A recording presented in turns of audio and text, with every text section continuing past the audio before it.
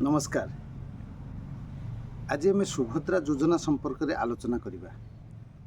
ग्रामांचल रोकवा लोक मैंने जो मैंने पाठशाठ टिके कम अच्छा से मैंने सुभद्रा योजना को गुरुतर सहित विचार करुँच किपरि आम जीवु जनसेवा केन्द्र में पूरण कर फॉर्म नहीं पहुँचबू, कौन कौन डॉक्यूमेंट नबू, सेठी नेला पर केमिति हब, फॉर्म केमिति पूरण करू, एमती विभिन्न संपर्क में विभिन्न प्रश्न मन में आसुच्छी जहाँफल से विचलित हो पड़ुंट। विचलित हबार कौन प्रश्न ना, कौन विचलित हबार आवश्यकता ना। ये जो फॉर्म पूरणटा चलो दीर्घ दिन धरी चलो, सरकार जे पर्यंत कौन निष्पत्ति नहीं ना से पर्यंत चलो, व्यस्त हबार ना। किंतु फॉर्म केमिति पूरण करेंगे से संपर्क में टिके आलोचना करवा। फॉर्म नहीं कौटी देवे, क्या पाखे देवे, कौन कौन डॉक्यूमेंट नहीं जावाक पड़ो, फॉर्म को भाषा पूरण करा से सबू विभिन्न संपर्क विभिन्न समस्या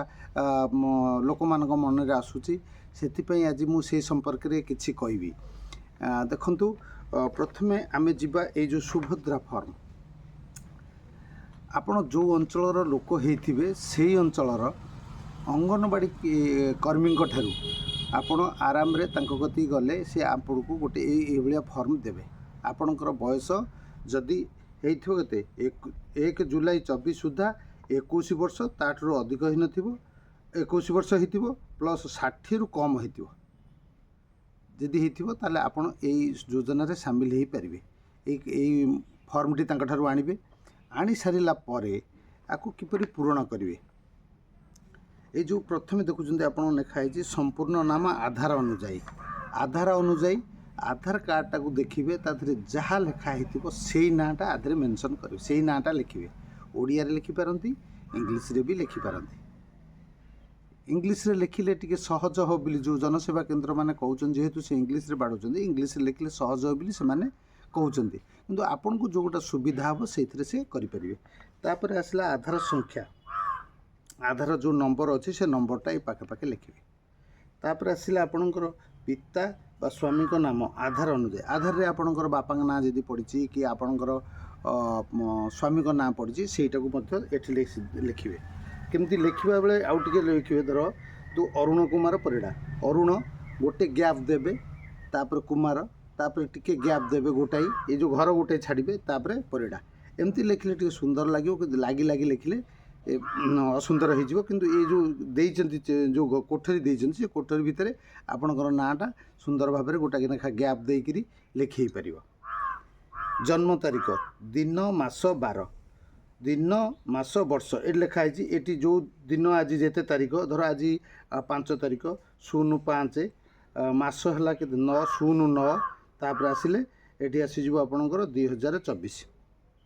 ये सुंदर भाव में लिखिदेले। तापर वर्ग चिन्ह मार्क करंतु, साधारण वर्ग, अनुसूचित जाति, अनुसूचित जनजाति, शारीरिक भिन्नक्षम हाँ कि ना। आपड़ जो वर्गर होते, जो साधारण लोक होते, जो जेनराल कास्ट कहते कि अनुसूचित जाति होते, से कोठरी भितर गोटे ठीक चिन्ह मारे। तापर आधार संयुक्त मोबाइल नंबर, जो आपणकर आधार सहित लिंक थी जो मोबाइल नंबरटा, जदि थी तो भल कथा, जब नथिबो भी किसी असुविधा नहीं। यदि थी ताहले ये नंबरटा लिखिए मोबाइल नंबरटा। जदि आउ गोटे अल्टरनेटिव नंबर किसी आउ गोटे थी, गोटे नंबर पर आउ गोटे नंबर थी, से नंबर भी ये लिखिपारे। तापर आसला जिला, आपण जिला जो जिला जगतसिंहपुर हो कि बालेश्वर हो, जो जिला थी से जिला ना लिखिए। तापर आपण ग्रामांचल निमंते ये जो गाँव में रोचन जो लोक मैंने ये गाँव लोक मैंने ये पूरण करेंगे। ग्रामांचल लोक मैंने ग्राम जो गाँव बासिंदा आप लिखिए, जो आपणकर पंचायतर नाटा लिखिए, तापर आपणकर ब्लॉकर नाटा लिखिए। यहाँ सहरांचल जो 11 लाइनटा देती, यहाँ सहरांचल, यहाँ ग्रामांचल लोक नुह। और 10 नंबरटा हूँ ग्रामांचल लोक। आधार सक्षम संचय खाता थी बैंक, आपणकर जो बैंक रे आधार लिंक रही, आधार सहित संयुक्त अच्छी से बैंक नाटा लिखिए। ये लिखिले कौन हम ना, आपणकर जो आधार से आधार जो नहीं गले, ये आधार जो मारिदेवे से कौन हम ना, से बैंक डिटेल्स डाटाटा ताकती पड़े। ये गला प्रथम पृष्ठार काम। आम आसवा द्वितीय पृष्ठा को। द्वितीय पृष्ठ आसीगले महिला शिशु विकास विभाग टोल फ्री नंबर 14678 ଆପଣଙ୍କର ଯଦି କିଛି ଅସୁବିଧା ୟା ଦେହରେ ହେଉଛି ଆପଣ ବୁଝିପାରୁନାହାନ୍ତି ତାହେଲେ ଏଇ ନମ୍ବରରେ ଆପଣ ଫୋନ୍ କରି ମାଗଣା ନିଃଶୁଳ୍କ ମାଗଣା ଫୋନ୍ କରିକି ବି ବୁଝିପାରିବେ ଯେକୌଣସି ଜିନିଷ। ଆପଣ ଦେଖନ୍ତୁ ଏଇ ଯେଉଁ ଦେଇଛି ଭାଗ ଖ ଘୋଷଣାନାମା, ଏତେ ଦ୍ୱାରା ମୁଁ ଘୋଷଣା କରୁଛି ପୂର୍ବ ପୃଷ୍ଠା ଲିଖିତ ମୋର ଜ୍ଞାନ ଅନୁଯାୟୀ ସତ୍ୟ ଅଟେ। ମୁଁ ଜ୍ଞାତ ଯେ ଏଥିରୁ କୌଣସି ମିଥ୍ୟା ପ୍ରମାଣିତ ଦେଲେ ଏହି ଆବେଦନକୁ ପ୍ରତ୍ୟାଖ୍ୟାନ କରାଯାଇପାରେ ଓ ଆଇନଗତ କଠୋର କାର୍ଯ୍ୟାନୁଷ୍ଠାନ ଗ୍ରହଣ କରାଯାଇପାରେ। ଦୟାକରି ପ୍ରଯୁଜ୍ୟ ସ୍ଥାନରେ ଠିକ୍ ଚିହ୍ନନ୍ତୁ। ୟା ଦେହରେ ୟାକୁ ପଢ଼ିବେ, ଗୋଟି ଗୋଟି କରି ପଢ଼ିବେ। ଯଦି ଆପଣଙ୍କର ଇଏ ଯେମିତି ଆମର ମୁଁ ଓଡ଼ିଶାର ବାସିନ୍ଦା ଅଟେ, ଏଇ ଯେଉଁ ସବୁ ଲେଖିଛି ୟା ଦେହରେ ଯଦି ଆପଣଙ୍କର ସେଇ ସବୁ ପୂରଣ କରିପାରୁଛନ୍ତି ତାହେଲେ ଏଇ ଯେଉଁ କୋଠରୀ ଅଛି କୋଠରୀରେ ଠିକ୍ ଚିହ୍ନ ମାରିବେ। ତଳକୁ ପଳେଇ ଆସିବ ପୁରା ଆବେଦନକାରୀଙ୍କ ଦସ୍ତଖତ, ଏଠି ଲେଖା ହେଇଛି ଆପଣଙ୍କ ନାଁଟା ଏଠି ଦସ୍ତଖତ କରିବେ, ପ୍ଲସ୍ ତାପରେ ଏଠି ତାରିଖ ଦସ୍ତଖତ କରି ତାରିଖ ଲେଖିକିରି ଜନସେବା କେନ୍ଦ୍ରକୁ ଯିବେ। ଜନସେବା କେନ୍ଦ୍ରରେ ନିକଟ ଜନସେବା କେନ୍ଦ୍ରରେ 2 ଦିନ ହେଲା ଏ ଖୋଲିଗଲାଣି, ଯେଉଁ ତାଙ୍କର ଆପ୍ଟା ଖୋଲିଗଲାଣି, ଜନସେବା ଲିଙ୍କ୍ ଖୋଲିଗଲାଣି। ଜନସେବା କେନ୍ଦ୍ରକୁ ଗଲେ ସେମାନେ କ'ଣ କରିବେ, ଆପଣ ଗଲାବେଳେ ଆପଣଙ୍କ ଆଧାର କାର୍ଡ଼ଟା ସାଙ୍ଗରେ ନେଇଥିବେ, ମୋବାଇଲଟା ନେଇଥିବେ। ଯଦି ବି କାହାର ମୋବାଇଲ ନାହିଁ, ମୋବାଇଲ ନଥିଲେ ବି ତାଙ୍କର ଯେଉଁ ଟିପ ଚିହ୍ନରେ ସେ ତାଙ୍କର କରିପାରିବେ।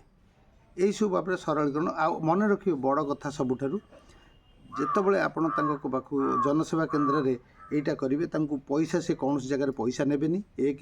ଦ୍ୱିତୀୟ କଥା ହେଉଛି ତାଙ୍କ କତରୁ ଗୋଟେ ରିସିପ୍ଟ ଆଣିବେ, ଗୋଟେ କାଗଜ ସେ ଦେବେ, ଆପଣ ଆପ୍ଲାଏ କଲେ ବୋଲି ଗୋଟେ କାଗଜ ଦେବେ। ସେ କାଗଜଟାକୁ ଦାୟିତ୍ୱ ସହକାରେ ରଖିବେ। ସେ କାଗଜଟା କାଲି ସକାଳେ ଯଦି ଆପଣଙ୍କର କୌଣସି ମିସ୍ ହେଲା କି କୌଣସି ଅସୁବିଧା ହେଲା ସେ କାମରେ ଆସିବ। ଏଇଟା ହେଲା ଗୁରୁତ୍ୱପୂର୍ଣ୍ଣ କଥା। ଆପଣ ସାଙ୍ଗରେ ମୋବାଇଲ ନେବେ, ଆପଣ ସାଙ୍ଗରେ ଆଧାର କାର୍ଡ଼ ନେବେ, ଜନସେବା କେନ୍ଦ୍ରକୁ ଯିବେ, ପ୍ଲସ୍ ଆପଣଙ୍କର ଯଦି ମୋବାଇଲ ନାହିଁ ତାହେଲେ ଟିପ ଚିହ୍ନରେ ବି ସେମାନେ କରିଦେବେ। ୟା ପାଇଁ ବ୍ୟତିବ୍ୟସ୍ତ ହେବାର ନାହିଁ, ଗହଳି ଜମେଇବାର ନାହିଁ, ଆଉ ଧୀରେ ସୁସ୍ଥ ଯିବେ। ଆଉ ସମୟ ବି ନେଲେ ଅସୁବିଧା ନାହିଁ। ସମୟ ଏଇ ଲିଙ୍କ୍ ଏବେ ଖୋଲିଲା 2 ଦିନ ହେଲା। ଏ ଯେତିକି ଲୋକ ଅଛନ୍ତି ପ୍ରତ୍ୟେକ ଗାଁରେ ଯେଉଁ ଜନସେବା କେନ୍ଦ୍ର ଅଛି ସେଠି ଆରାମରେ କରିପାରିବେ। ଏଇଟା ହେଉଛି ସୁଭଦ୍ରା ଯୋଜନାର ଫର୍ମ। ଆପଣ ଏ ଯେଉଁ ଉପସ୍ଥାପନା କିପରି ଲାଗିଲା ସେୟାର କରିବେ, ଲାଇକ୍ କରିବେ ନିଶ୍ଚିତ।